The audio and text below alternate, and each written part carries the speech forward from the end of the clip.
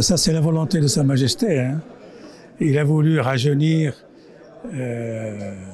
l'Académie, lui mettre un nouveau souffle, et on a fait en sorte que ce soit comme ça avec Chakib Ben Moussa. On a invité des gens de haute qualité pour siéger ici. C'est Sa Majesté qui a choisi parmi les noms qu'on lui a envoyés. Et donc, pour moi, bien sûr, c'est un grand honneur et une chance parce qu'il y a des débats très hauts, de très haut niveau, hein. Quand on se réunit une fois par an pour les débats et tout ça, c'est un grand niveau parce qu'il y a des gens qui viennent d'Amérique latine, d'Afrique, d'Asie, du monde arabe. C'est une académie vivante, elle n'est pas vieillotte, elle n'est pas en train de dormir et c'est formidable. Pourquoi le thème que vous avez développé aujourd'hui? Oui, parce que je suis préoccupé par l'absence de lecture chez nous. Les gens ne lisent pas ça. Et écrire? Ils écrivent. Oui. Il y en a pas mal qui écrivent. Voilà qui m'a chez le lecteur. D'accord. Ils n'ont pas de lecteur. Donc vous avez lancé, on peut dire, un message? Le message, je lance depuis tout le temps. Ah, c'est même pas une question d'argent. Les livres, on les trouve.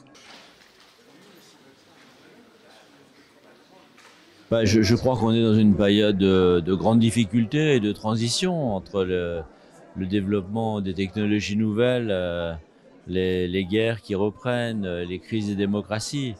Et on peut craindre pour la culture et aussi elles traduisent une crise de la culture. Et donc c'est ça que j'ai voulu développer pour montrer que il y a toujours eu des crises dans l'histoire de l'humanité, mais que la culture peut aider à les surmonter. Et sur le rôle de l'Académie, qu'est-ce qu'elle peut jouer dans le monde?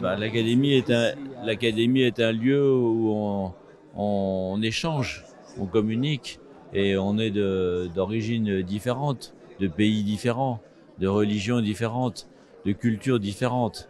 Et justement, c'est ces échanges qui forment une richesse formidable qu'il faut poursuivre et développer. Mon investiture à l'Académie est pour moi un immense honneur, parce que je sais que c'est une institution prestigieuse, et en plus, je me suis fait de très grands amis. Et je suis donc très fier et très heureux d'être là aujourd'hui. Très bien. Quel est le domaine où vous allez proposer pour que vous allez contribuer dans cette institution? Là, aujourd'hui, j'ai parlé de l'orientalisme européen dans le monde entre le XVIe et le XVIIIe siècle. Mais je travaille aussi sur la Palestine contemporaine, ainsi que d'autres sujets. Mais je travaille plutôt sur le Moyen-Orient que sur l'Afrique du Nord. C'est une consécration, l'intégration de l'Académie du Royaume du Maroc, qui a été inaugurée par le roi Hassan II à l'époque, Allah yarhamou, est une consécration parce que c'est une institution qui recrute les élites de la pensée et de la culture dans le monde entier, pas seulement dans notre région ni à l'intérieur du Maroc, mais dans le monde entier.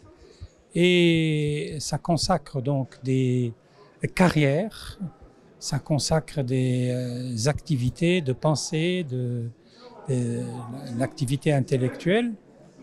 Par conséquent, je suis très heureux d'intégrer cette académie parce que j'y rencontre, personnellement d'abord parce que c'est une consécration pour moi, mais également parce que j'y rencontre dans toutes les disciplines des hommes et des femmes extrêmement qualifiés qui ne peuvent qu'enrichir l'expérience personnelle d'un penseur, d'un intellectuel, d'un professeur, d'un universitaire, etc. سعيد بهذا التنصيب وهذه الجلسة اللي دازت. بالنسبة لي كانت فرصة باش ندير يعني ريتروسبكتيف، يعني المسار ديالي، الاهتمامات ديالي، والعرض الخطوط العامة لهذا الحقل الجديد اللي عندنا جديد، وهو تاريخ الزمان.